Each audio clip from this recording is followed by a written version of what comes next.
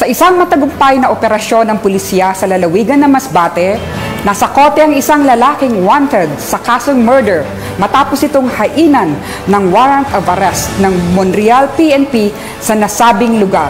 Ang detalye mula kay Police Corporal Brian Imperial. Hibog sa isinagawang operasyon ng Monreal PNP ang isang lalaki na may kasong murder sa Sitio Buo, Barangay Tugoron, Monreal, Masbate nitong Hulyo Gis taong kasalukuyan. Kinilala ang akusado bilang 61 taong gulang na lalaki, may asawa at residente ng Barangay Tugoron, Monreal, Masbate. Bandang 1:05 ng hapon nang ikasa ang operasyon ay matagumpay na naaresto ang akusado sa bisa ng warrant of arrest para sa kasong murder na inisyu ng RTC 5th Judicial Region, Branch 50 sa San Jacinto, Masbate na walang inirekomendang piyansa.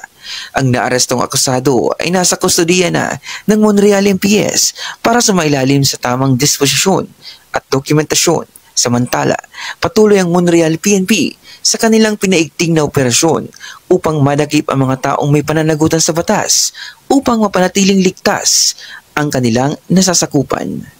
Mula dito sa Legazpi City, ako ninyong CNN Correspondent, Police Corporal Brian Imperial, alagad ng batas, tagapagkuyod ng balitang pulis.